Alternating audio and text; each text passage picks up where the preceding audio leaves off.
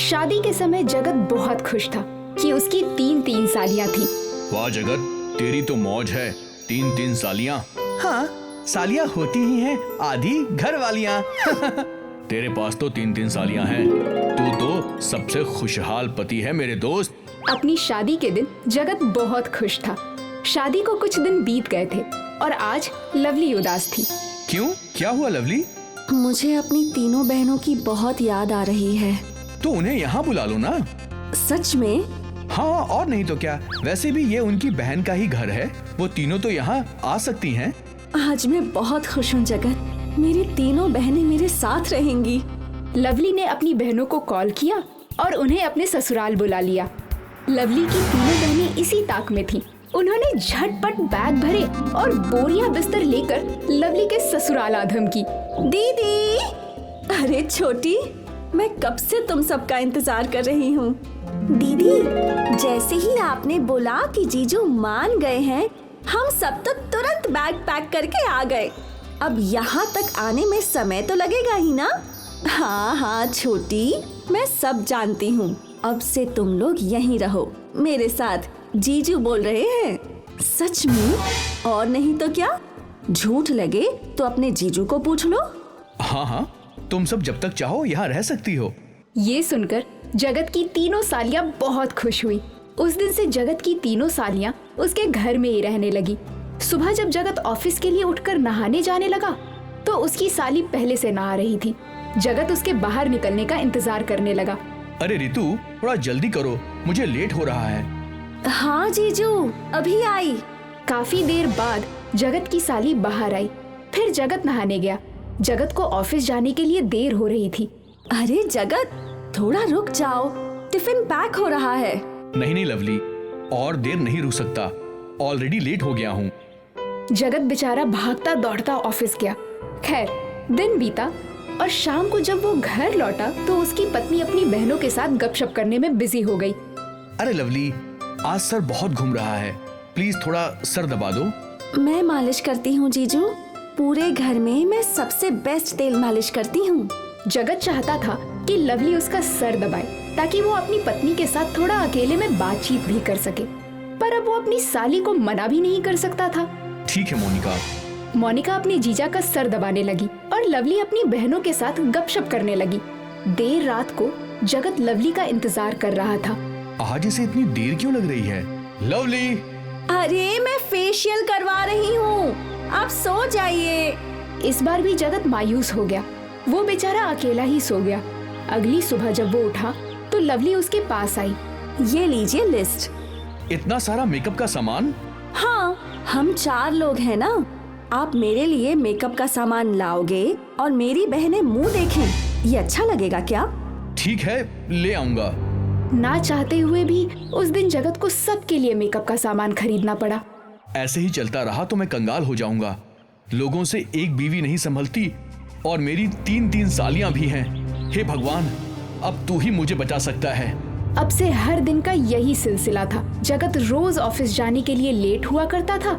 शाम को लौटकर वो अपनी पत्नी से ढंग से बात भी नहीं कर पाता था और आए दिन उसे नए सामान की लिस्ट मिल जाया करती थी। वो बेचारा परेशान था कि आखिर वो करे तो करे क्या। एक दिन की बात है, जगत को रास्ते में उसका दोस्त कविराज मिला। अरे जगत, क्या हुआ भाई? तेरे चेहरे का रंग क्यों उड़ा हुआ है? अब क्या बताऊं दोस्त, सोचा था 3 सालियां होना अच्छी बात है, पर अब अपनी हालत देख के बोलूंगा कि किसी की भी तीन सालियां ना हो। ऐसा क्या हुआ? जगत ने कविराज को अपनी सारी दास्तान बताई। जब से मेरी 3 सालियां मेरे घर आई हैं, मेरी जिंदगी उथल पुथल हो गई है। समझ नहीं आ रहा कि मैं क्या करूं। मेरे पास तेरी प्रॉब्लम का एक सॉल्यूशन है। कविराज ने जगत के कान में अपनी योजना बताई, जो सुनकर जगत खुश हो गया। भाई तू तो कमाल है, आज तो मेरी तीनों सालियों की छुट्टी हो जाएगी। जगत वहाँ से झुमके की दुकान पर गया। उसने 3 झुमके खरीद लिए। फिर जगत घर गया। अरे रितु, सोनल, मोनिका, यहाँ आओ, देखो मैं तुम लोगों के लिए क्या लाया हूँ। जगत ने अपनी तीनों सालियों को एक झुमका दे दिया और वो तीनों खुश हो गई। फिर उसकी पत्नी लवली उसके पास आई। मेरा झुमका कहाँ है? तुम्हें क्या जरूरत है? तुम्हारे पास तो बहुत सारे झुमके हैं। जगत ने अपनी पत्नी लवली से ढंग से बात तक नहीं की और अपने कमरे में चला गया। अगले दिन जगत अपनी तीनों सालियों के लिए चूड़ियां लाया। इस बार भी वो लवली के लिए कुछ नहीं लाया। दीदी, जीजू आपसे ज्यादा हमें चाहते हैं। देखो हमारी नई चूड़ियां।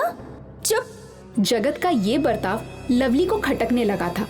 वो सोचने लगी कि आखिर माजरा क्या है। ऐसा तो नहीं कि रितु जो बोल रही है वो सच हो। वैसे भी आजकल ये मुझसे ढंग से बात तक नहीं करते, ना ही मेरे लिए चीजें लाते हैं। कहीं इनका मन मेरी बहनों पर आ गया तो मेरा क्या होगा? कहीं मैंने अपनी बहनों को यहाँ बुलाकर गलती तो नहीं कर दी? हे भगवान। लवली ने तुरंत अपनी बहनों को बोला, कल तुम सब वापस पापा के पास जा रही हो। पर दीदी, पर वर कुछ नहीं, मैं जो बोल रही हूँ वही करना है। जगत, इन सबकी टिकट करवा दो। जगत तो यही सुनना चाहता था। अगले दिन लवली ने खुद अपनी बहनों को अपने मायके भेज दिया और जगत की नई नवेली शादी में खुशियां लौट आईं। नितिन के बाबा की मौत के बाद उसकी पत्नी शांता ने उनकी जगह बीएमसी में सफाई की नौकरी ज्वाइन कर ली थी। माँ, ये काम अच्छा नहीं है, आपको ये नहीं करना चाहिए। नहीं बेटा, इस काम में बुराई ही क्या है। बस माँ, ये गंदा काम है, बहुत गंदा। अक्सर नितिन अपनी माँ को ये बोलता कि वो क्लीनअप में काम ना करे। एक दिन की बात है, नितिन स्कूल से लौट रहा था। तभी नितिन रास्ते पे उसकी माँ को सफाई करते हुए देखता है। ये देखकर नितिन नाराज हो गया। वो बिना कुछ बोले वहाँ से चला गया। माँ को कितनी बार बोला है ये काम छोड़ दो, माँ मेरी एक भी नहीं सुनती। भला किसी और की माँ रोड पे सफाई करती है क्या? नहीं ना, तो मेरी माँ ऐसा क्यों करती है? सोचते सोचते नितिन घर पहुंच गया। उसके पड़ोस में रहने वाली उसकी मुंह बोली बहन ने उसे आवाज लगाई। क्या हुआ नितिन, इतने गुस्से में क्यों हो? कुछ नहीं। नितिन ने अपनी मुंह बोली बहन से ढंग से बात तक नहीं की और घर के अंदर चला गया। ये बात आस्था को खटकने लगी। इसे क्या हुआ? उस शाम आस्था नितिन की माँ से मिली। काकी, नितिन को क्या हुआ? आजकल बहुत गुस्से में घर आता है।